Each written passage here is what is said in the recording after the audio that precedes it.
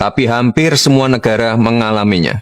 Namun, respon dari masing-masing negara lah yang menjadi penentu keberhasilan pemberantasan korupsi. Apalagi di era seperti sekarang ini, di mana kejahatan semakin terorganisir, bersifat lintas batas, dan melibatkan teknologi terkini. Sehingga aset-aset hasil korupsi bisa digelapkan, bisa dilakukan pencucian yang mengakibatkan aset-aset tersebut sulit terlacak dan terdeteksi. Oleh sebab itu, Indonesia sangat perlu memperkuat sistem hukumnya agar mampu mengembalikan aset negara, membuat jera para pelaku, serta melindungi masyarakat dari potensi kerugian akibat korupsi. Teman-teman, komitmen dari Bapak Presiden sebagai pucuk pimpinan negara sudah sangat jelas, yaitu mendorong penuh pemberantasan korupsi dan pengesahan RUU perampasan aset. Kerugian negara yang dia timbulkan, ya harus dikembalikan. Makanya aset-aset pantas kalau negara itu menyita.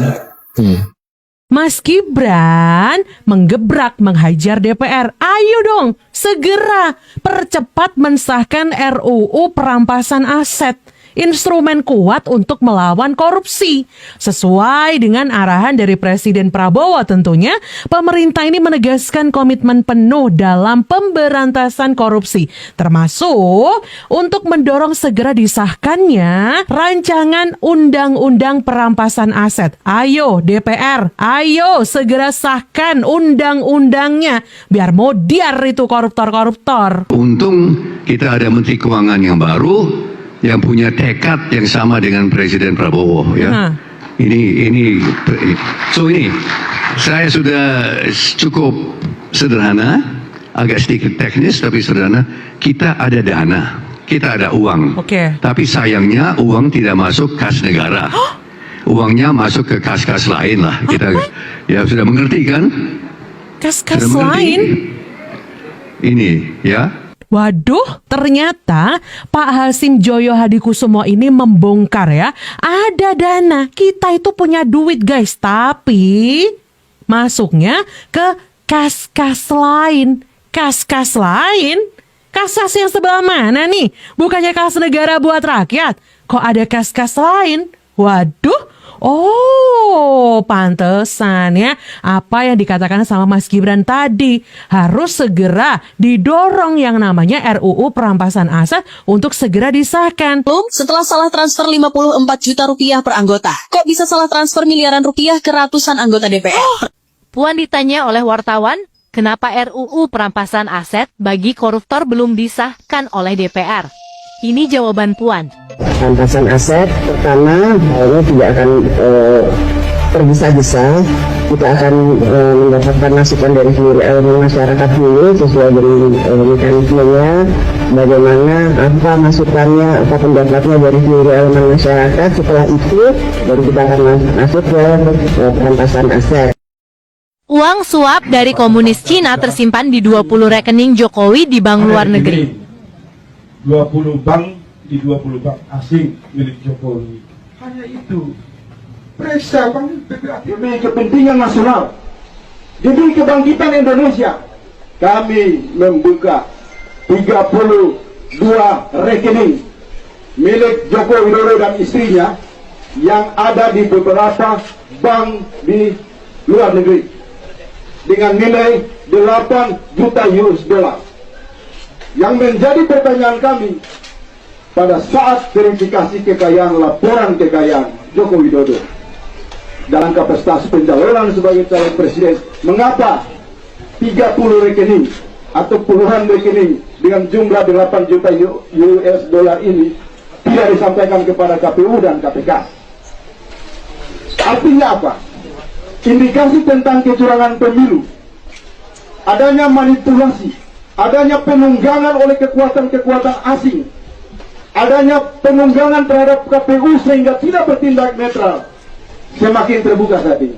Jadi kalau kasus-kasus ini sama sekali tidak ditanggapi khususnya oleh KPK dan KPU, menurut kami ada upaya untuk melanggengkan atau menghalalkan praktek demokrasi busuk untuk melahirkan calon pemimpin atau calon presiden boneka melalui kekuatan-kekuatan intervensi. Terkait dengan gratifikasi yang dilakukan oleh Joko Widodo.